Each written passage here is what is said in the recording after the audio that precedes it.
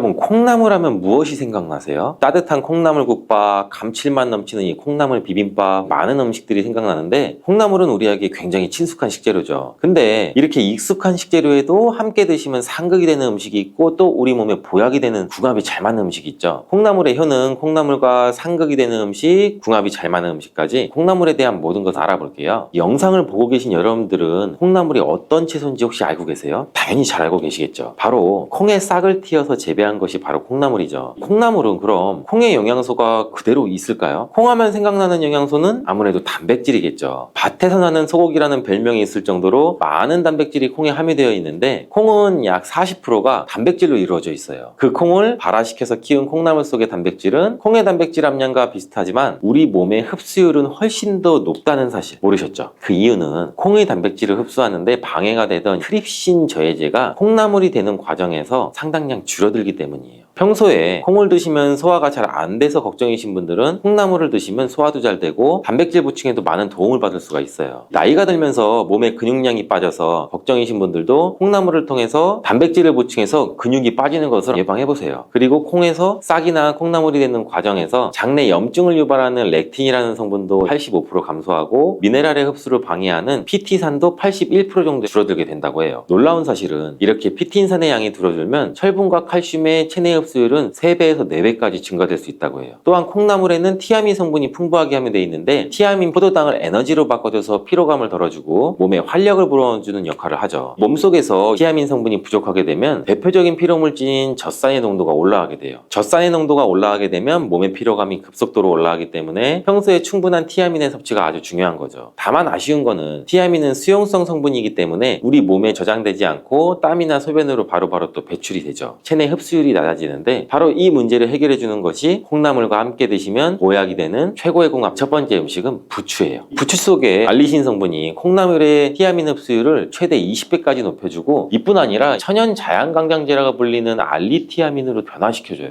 또한 부추와 콩나물은 간 건강에도 많은 도움을 주는데요. 콩나물에 풍부한 아스파라긴산과 아르기닌 성분이 간에 해독작용을 해서 독소도 제거해주고 부추는 간에 쌓인 피로물질을 분해시켜줘서 우리 몸이 가뿐하게 활력 넘치는 상태가 되도록 만들어주는 거죠. 여기서 한 가지, 콩나물과의 상극은 몸이 찬 분들이에요. 콩나물은 찬 성질이 있어서 몸이 찬 분들이 콩나물을 많이 섭취하게 되면 위장이 지나치게 차갑게 돼서 소화기관에 무리를 줄 수가 있겠죠. 소화가 잘 안 되고 부작용이 생길 수가 있어요. 이때 부추와 함께 드시면 이런 문제는 해결이 되는데 부추의 따뜻한 성질이 콩나물의 찬 성질을 중화시켜주고 오히려 위장을 따뜻하게 만들어줘서 소화기관의 기능을 원활하게 하는 데 도움을 주게 되죠. 이렇게 궁합이 잘 맞는 음식도 있는데 콩나물과 상극인 음식도 있어요. 그것은 바로 식초랑 겨자예요. 콩나물에 식초와 겨자를 곁들여서 조리하게 되면 콩나물의 비타민과 무기질이 손실돼서 콩나물을 섭취하는 의미가 사라지게 돼요. 그렇다면 식초나 겨자 말고 어떤 걸 곁들여서 조리하면 될까요? 그것은 바로 고춧가루예요. 고춧가루도 너무 많이 첨가해 드시면 위에 자극을 줄 수가 있으니 주의하셔야 되는데 적절한 양의 고춧가루를 추가하면 신진대사 촉진과 혈액순환을 돕는데 콩나물과 고춧가루는 정말 찰떡궁합인 음식이 되죠. 특히 콩나물에는 혈압을 조절하는 효능이 있는데 펩타이드라는 성분이 있기 때문이에요. 펩타이드의 혈압 조절 효능은 심근경색이나 뇌졸중과 같은 심혈관 질환을 예방하는 데에도 효과적이에요. 이때 고춧가루에 함유된 캡사이신이 이런 콩나물의 효능을 극대화시켜줄 수 있고 콩나물의 비타민을 체내 흡수율을 상승시켜줘요. 그리고 재밌는 거 하나 알려드릴게요. 콩나물에는 콩에 없는 비타민 C가 생겨난다는 놀라운 사실이 있는데 콩나물에 함유된 비타민 C의 양이 사과보다 3배나 많고 콩나물의 강력한 항산화 작용으로 활성산소를 제거해서 피부가 노화되는 것을 예방하는 효과도 있어요.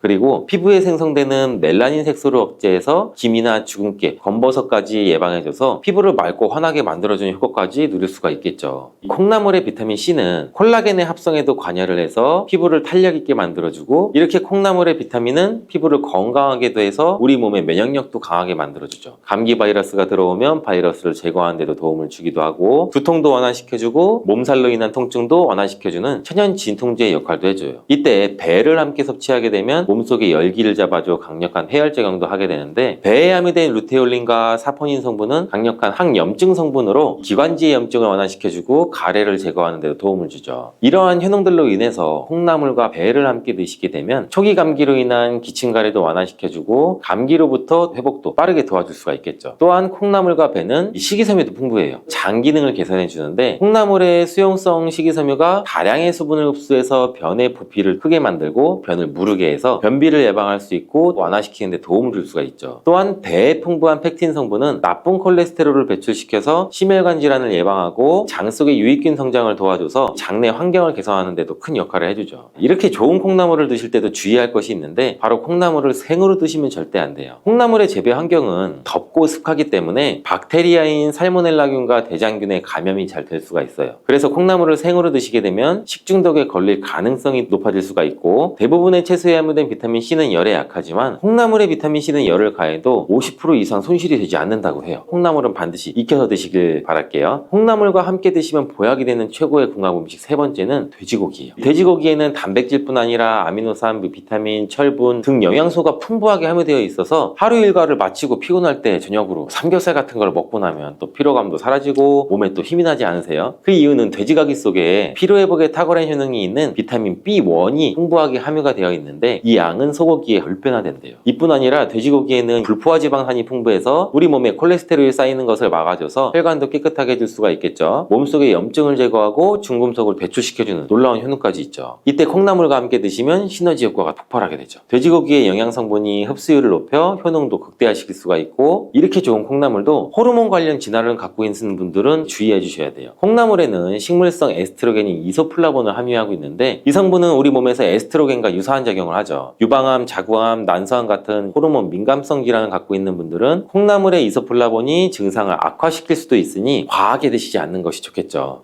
요즘 수확되는 무에는 우리 몸에 좋은 영양소가 많아 건강에 보약이 돼요. 우리 식탁에 빠지지 않는 깍두기, 마박김치, 무말랭이, 치킨무, 단무지 등등 정말 여러 형태도 많이 드시는데 인기 있는 요리 중 하나가 바로 무나물이죠. 무나물 만들 때 보통 어떻게 하세요? 들기름에 채로 썬 물을 넣고 달달 볶아서 소금으로 간하고 깨소금 넣어서 드시잖아요. 오늘은 기름을 넣지 않고 물을 볶는 방법을 한번 알려드릴게요. 그리고 바로 들기름을 언제 넣어야 되는지도 알려드릴게요. 먼저 물을 약간 두껍게 채를 썰어 주시고 여기에 비장의 재료를 하나 더 넣어줘요. 그것은 바로 양파예요. 양파도 채를 썰어서 무와 함께 담아주고 양파를 하나 넣게 되면 무의 해독작용이 배가 되고 단맛도 좋아지게 돼요. 이렇게 무와 양파를 담은 통에 소금으로 1시간 정도 절여주시고 다 절여지면 무가 흐물흐물해지겠죠. 무와 양파에서 수분이 많이 빠져나와 있을 거예요. 이 수분도 버리지 말고 다 사용할 거예요. 냄비에 절여진 무와 양파를 넣고 들기름 대신 물을 한 컵 넣어줘요. 들기름은 발화점이 낮기 때문에 들기름을 넣어서 무나물을 만들게 되면 들기름에 좋은 성분인 오메가3 지방산은 다 날아가고 오히려 건강에 해로울 수 있으니 들기름은 넣지 말고 이 방법으로 조리하시는 게 좋아요. 센 불에서 먼저 끓여준 다음에 중불로 약간 익혀주시면 되는데 이때 물이 쫄아서 바닥에 조금 깔릴 정도 남을 때까지만 졸여주시면 돼요. 그리고 먹기 직전에 들기름을 한 스푼 넣어 드시면 고소하고 달달한 무나물을 드실 수가 있어요. 정말 간단하죠. 이렇게 물을 드시면 소화도 잘 되고 몸에 독소를 배출해주는 해독작용에도 좋은데요. 겨울무를 드시면 도대체 어떤 효능이 있을까요? 겨울무는 조직이 치밀하고 단맛이 좋고 약성이 강한 것이 특징인데 그렇다면 그 효과를 한번 알아볼게요. 첫 번째는 기침을 멈추게 하고 가래를 묽게 해서 쉽게 배출될 수 있도록 도와주는 거예요. 물을 생으로 먹으면 알싸한 매운맛이 있잖아요. 바로 이 매운맛을 내는 성분이 시니그린이라는 성분이에요. 시니그린 효능이 바로 호흡기의 점막을 자극해서 점액 분비를 촉진하는 건데 이렇게 점액이 나와 호흡기에 붙어있는 가래를 묽게 만들어서 쉽게 배출되도록 도와주는 거죠. 이뿐 아니라 점막이 호흡기 외벽을 보호해서 각종 세균이나 감기 바이러스 등등 쉽게 침투하지 못하도록 보호하는 효능도 있어요. 병원에서 처방받은 감기약과는 다르게 무는 기관지가 본연의 역할을 잘 할 수 있도록 회복시키고 유지시켜준다는 좋은 점이 있죠. 이런 효능으로 가래나 기침 등의 감기로부터 우리 몸을 보호하고 회복시킬 수 있는 거예요. 특별히 기침 가래 호흡기에 도움이 되도록 물을 먹는 방법을 한 가지 알려드릴게요. 그것은 물을 주스로 만들어 드시면 되는데 무와 배를 함께 사용하시면 돼요. 겨울에 감기 걸렸을 때 배숙을 만들어 드시기도 하잖아요. 배에도 염증을 가라앉히고 기침을 멈게 하는 효능이 있는데 이런 배와 물을 함께 드시면 이 겨울에 건조한 기관지가 촉촉해지고 기침이 줄어들고 가래를 묽게 해서 우리 몸 밖으로 배출하기도 쉬워져요. 무와 벨은 열을 내리는 효능이 있어 기관지염이나 편도선염, 후두염 등에서도 올 수 있는 열감을 완화시키는 데에도 도움을 줄 수 있어요. 만드는 방법은 무와 배를 1대1 비율로 함께 믹서기에 넣고 갈아주시면 되는데, 한 가지 주의할 점은 무에는 초록색 부분과 흰색 부분이 있잖아요. 흰색 부분이 매운맛이 조금 더 강하고 초록색 부분은 단맛이 조금 더 좋으니 주스를 만드실 때는 초록색 부분을 사용하시는 것을 추천드려요. 그리고 무와 배의 껍질도 꼭 함께 갈아주시는 게 좋고, 속살보다 껍질에 더 많은 플라보노이드 성분이 함유가 되어 있기 때문이에요. 배에 있는 씨만 제거하고 믹서기에 넣고 갈아주시고 그대로 마셔도 되는데, 이대로는 너무 걸쭉해서 마시기 힘든 분들은 면포에 걸러서 드시면 좋아요. 두 번째 무의 효능은 바로 소화에 좋다는 건데, 천연 소화제 하면 떠오르는 것이 바로 무죠. 무에는 전분을 분해하는 아밀라제와 디아스타제가 풍부하고 단백질을 분해하는 효소인 프로테아제도 함유가 되어 있어 고기를 드실 때 무가 정말 좋은 음식이죠. 김장을 하고 나면 돼지고기를 삶아 수육을 만들고, 김장하고 남은 무로 양념을 더해 무김치를 만들어서 수육과 함께 드시잖아요. 이렇게 드시는 것이 무의 단백질 소화 효소인 프로테아제 덕분에 정말 좋은 음식에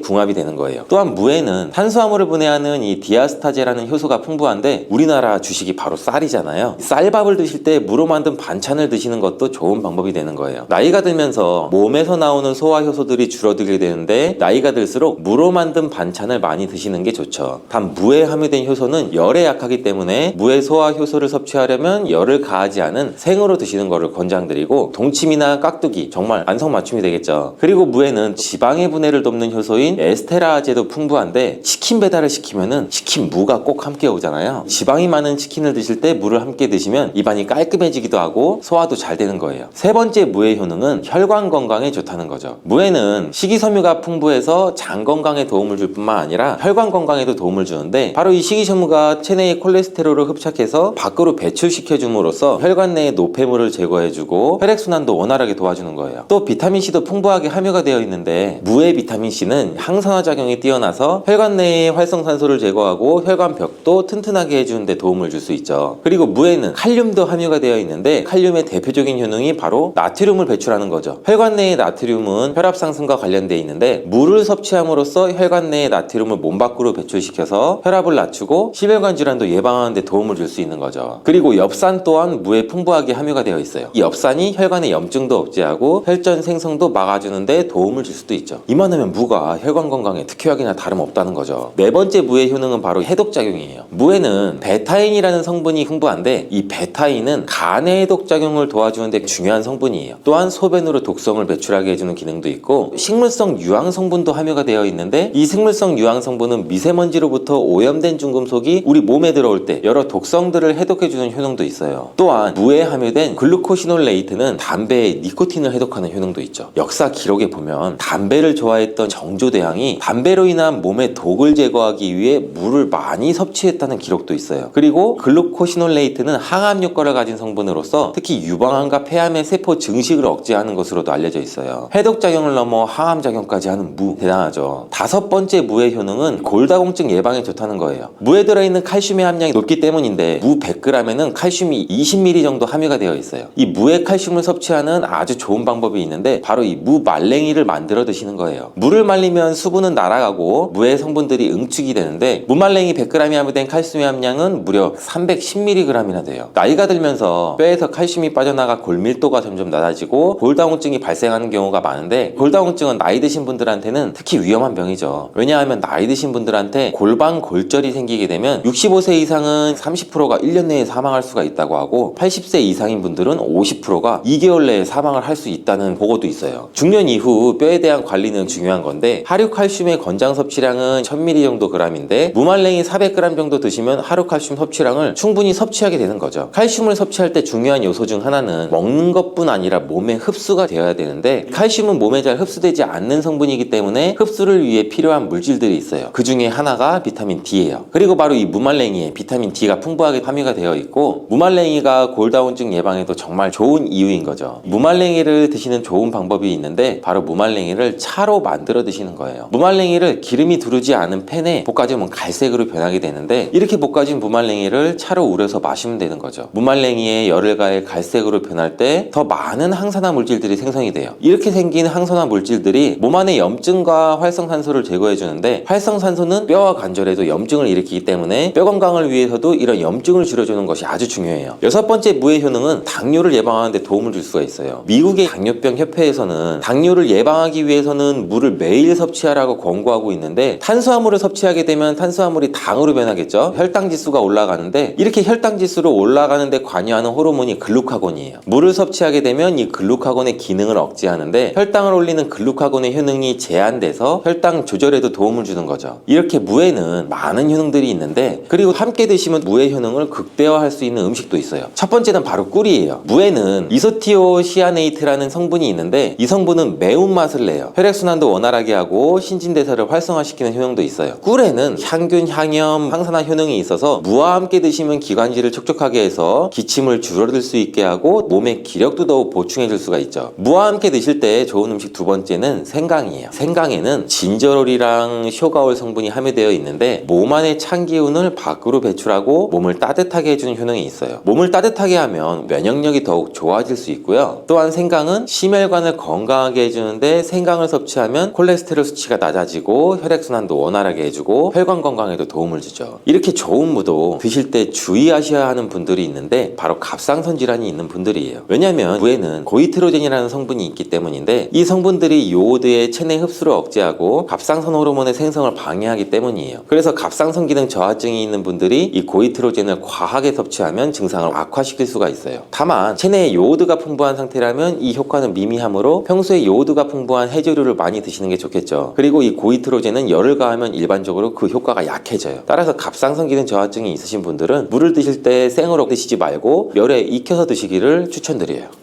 김치는 우리나라 사람이라면 정말 빼놓을 수 없는 식품이죠. 김치로 만들 수 있는 요리만 수백 가지가 넘는 것 같은데 그 중에서도 김치찌개는 김치로 하는 요리 중에서도 인기도 많고 쉽게 만들 수가 있죠. 김치찌개에는 또 다양한 재료를 넣어서 맛있게 끓여 드시는데 어떤 것을 넣고 먹느냐에 따라 우리 몸에 독이 될 수도 있고 보약이 될 수도 있죠. 또한 무심코 넣은 이것들 때문에 암과 치매를 유발할 수도 있는데 영상을 통해 김치찌개에 넣으면 안 되는 음식과 함께 드시면 보약이 되는 음식까지 모두 알려드릴게요. 암과 치매에 걸리는 다양한 원인 중 가장 큰 비중을 차지하는 것이 바로 먹는 음식인데 나이가 들면서 여기저기 아픈 곳이 많이 생기는데 대부분의 원인은 혈관에 문제가 생겨 발생되는 질병이에요. 혈관의 문제는 먹는 음식에서 오는 경우가 많은데 매일 먹는 김치도 잘 알고 드셔야 되죠. 특별히 김치찌개를 끓여 드실 때 넣는 다른 식재료들을 주의하셔야 되는데 첫 번째로 주의해야 할 것이 식용유예요. 일반 식용유는 오메가6의 함량이 높은데 바로 이 오메가6가 문제를 일으키는 주범이죠. 김치를 먼저 기름에 달달 볶다가 물도 넣고 다른 재료도 넣고 김치찌개를 조리하잖아요. 이때 사용하는 기름이 오메가6의 함량이 높은 것을 사용하게 되면 콜레스테롤 수치가 높아지고 염증 수치도 늘어날 수가 있어요. 혈관 내에 염증이 많게 되면 염증은 지속적으로 암세포가 생성되는 원인을 제공하고 뇌혈관에 문제를 일으키면 혈관성 치매도 발생시킬 수가 있겠죠. 그렇다면 어떤 기름을 사용해야 될까요? 바로 오메가3의 함량이 높은 기름을 사용하는 게 좋아요. 대표적인 기름에는 들기름과 올리브유가 있는데 그런데 들기름은 높은 열에 쉽게 산패가 된다는 단점이 있어서 볶는 요리에 사용하게 되면 오히려 건강에 악영향을 줄 수가 있죠. 그래서 가장 좋은 것은 올리브유예요. 그 중에서도 고온에서 사용 가능한 버진 등급의 올리브유를 사용하는 게 좋고 지중해에 올리브나무가 많아 올리브유를 많이 사용하게 되었고 건강한 기름으로 세계에 널리 알려졌는데 서양 사람들이 가장 좋아하는 올리브유에 대한 연구도 많이 진행이 되었어요. 연구 결과 올리브유는 포화지방의 함량이 낮고 불포화지방산의 함량이 높다는 것을 알게 됐고 불포화지방산 중에서도 몸에 좋은 오메가3와 오메가9의 함량이 높아서 우리 몸에 유익하다는 게 검증이 됐죠. 이뿐 아니라 올리브에는 토코페롤이나 페놀산 같은 항산화 성분이 풍부해서 혈관 건강에 아주 좋은 영향을 주는데 활성산소를 제거해서 세포의 손상을 막아주고 노화를 예방할 뿐 아니라 여러 가지 심혈관 질환으로부터 보호해주는 역할을 하죠. 또한 올레유로핀이라는 성분이 함유가 되어 있는데 면역력을 강화해 바이러스와 각종 세균으로부터 우리 몸을 보호해주는 효능이 있죠. 그리고 특히 하이드록시 티로솔이라는 놀라운 성분도 있는데 이 성분은 강력한 항산화 작용으로 염증을 제거하고 항암 효과에도 탁월한 효능이 있는 것으로 알려져 있죠. 올리브유는 등급별로 사용할 수 있는 온도가 달라지는데 가장 높은 등급인 엑스트라 버진 등급은 발연점이 160도로 낮기 때문에 김치를 볶을 때 사용하기에는 맞지 않고요. 샐러드에 드레싱으로 뿌려 드시거나 낮은 온도로 살짝 가열하는 요리에 사용하시면 돼요. 그 밑에 버진과 퓨어 등급의 올리브유는 발연점이 200도가 넘어서 볶은 요리에도 충분히 사용 사용 가능해요. 그래서 김치를 볶을 때는 이런 등급의 올리브유를 사용하시면 돼요. 그리고 김치찌개를 끓일 때 스팸이나 다양한 햄 종류도 넣어서 드시는 분들 많으시잖아요. 근데 햄을 넣지 않는 거니 당연히 좋겠죠. 우리가 햄을 가공육이라고 하는데 햄과 같은 가공육을 만들 때는 소디움 나이트라이트와 같은 보존제를 첨가하죠. 보존제는 가공육의 색상을 빨갛게 유지하고 세균의 증식을 억제하는 기능은 있는데 문제는 우리 몸에 들어오면은 발암 물질로 변하게 된다는 거예요. 그리고 가공육에 열을 가하게 되면 아미노산이나 크레아틴 등의 성분들이 화학작용을 일으켜서 우리 몸에 위험한 화학물질을 만들어낼 수 있는데 그 물질들이 암을 유발하게 되죠. 또한 햄 안에는 나트륨의 함량도 높은 편에 속하는데 나트륨이 고혈압을 유발할 수도 있고 각종 혈관 질환의 원인이 될 수도 있죠. 또한 세포를 손상시켜서 암을 유발하는데 특히 위암의 발병률을 높일 수도 있고 국제암연구소는 이 가공육을 1군 발암물질로 분류하고 있을 정도로 우리 몸에 해롭다는 사실을 반드시 기억하시길 바래요. 그리고 신김치를 조리할 때 꼭 사용하는 조미료가 있죠. 그건 바로 설탕인데 김치찌개를 조리할 때도 역시 설탕을 빼놓을 수는 없죠. 그런데 달달한 설탕이 우리 몸에 독이 된다는 사실은 알고 계시죠? 음식의 단맛과 감칠맛을 올려줘서 조리할 때 설탕을 많이 사용하게 되는데 설탕은 혈관 건강에는 최악이죠. 설탕이 몸에 들어오면 혈당 수치도 올라가고 췌장에서 인슐린 분비도 촉진하게 돼서 이런 현상이 반복되면 췌장도 무리가 되겠죠. 그럼 췌장도 약해지고 당뇨가 올 수 있는 확률도 높아지고 평소에 드시는 음식들에 이미 많은 설탕이 들어가 있다는 것도 문제예요. 통계 자료를 보면 우리가 하루에 먹는 설탕의 양이 평균 100g이 넘는 것으로 나와 있는데 한 달이면 설탕을 3kg 정도나 먹게 된다는 거예요. 생각보다 훨씬 더 많은 설탕을 먹고 있어서 음식을 잘 관리하지 않으면 우리 몸 안의 혈관이 서서히 망가져서 당뇨를 시작으로 각종 혈관 질환과 암뿐 아니라 치매까지 발생시키게 될 수가 있겠죠. 그렇다면 김치찌개에는 무엇을 넣어 드실 때 몸에 보약이 될 수가 있을까요? 영양학적으로 또 가장 잘 맞는 것은 바로 두부예요. 두부는 기본적으로 단백질이 풍부한데 이뿐 아니라 리놀렌산, 레시틴, 피토스테롤 등등의 성분이 풍부해서 몸 안의 콜레스테롤 수치를 낮춰주고 혈액순환을 원활하게 해서 동맥경화나 심근경색, 뇌출혈 등의 심혈관 질환을 예방할 수가 있어요. 두부는 체력과 근력을 유지하는 데 큰 도움을 주는데 바로 두부의 풍부한 단백질 때문이에요.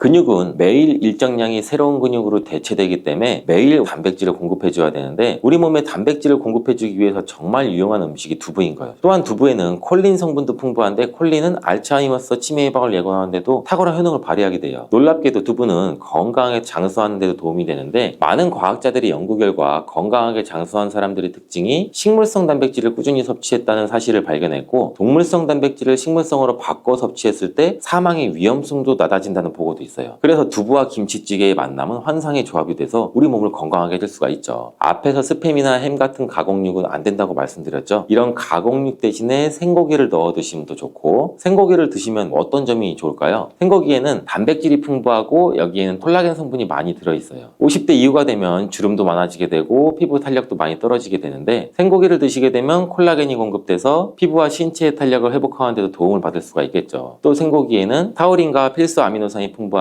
이는 근육에 에너지를 공급해줘서 피로를 회복하는 데도 많은 도움이 돼요. 이뿐 아니라 무기력증과 우울증의 완화에도 큰 도움을 받을 수가 있는데 그 이유는 생고기에는 행복 호르몬이라고 불리는 세로토닌의 원료가 되는 트립토판이 많이 들어있어요. 그리고 설탕 대신 사용할 수 있는 단맛을 내면서도 건강에도 크게 무리가 안 되는 식재료는 무엇일까요? 그거는 바로 양파와 대파예요. 양파에는 퀘르세틴과 알리신 성분이 풍부해서 혈관의 중성지방과 나쁜 콜레스테롤을 제거해주고 혈관을 깨끗하게 청소해주는 효능도 탁월해서 혈관 청소부라는 별명도 있을 정도예요. 또한 혈압도 낮춰주고 혈당 관리에도 도움을 줘서 당뇨를 예방하고 혈관 질환을 방지해서 치매를 예방하는 데도 많은 도움을 받을 수가 있죠. 대파 또한 마찬가지예요. 대파에도 풍부한 식이섬유와 무기질 그리고 알리신 성분뿐만 아니라 강력한 항산화 성분인 베타카로틴이 많아서 세포가 손상되는 것을 막아줘 노화를 예방하고 심혈관과 장내 건강까지도 도움을 줄 수가 있죠. 대파와 양파는 건강에 좋은 효능과 더불어서 단맛을 내주고 감칠맛 또한 극대화시켜둔 채소라는 것도 꼭 기억해 주시고요. 그리고 빠질 수 없는 식재료가 또 있죠. 바로 마늘이에요. 마늘은 대표적인 항암식품이기도 한데 마늘에 풍부한 알리신은 염증 수치를 낮춰주고 활성산소를 제거해줘서 노화를 억제해주고 암세포의 증식도 막아주는 효과도 있어요. 이런 다진 마늘을 김치찌개에 한 스푼이라도 넣게 되면 건강에도 좋을 뿐 아니라 잡내도 제거해줘서 김치찌개의 맛을 한층 더 끌어올리는 효과까지 있으니 꼭 한번 넣어 드시기 바래요.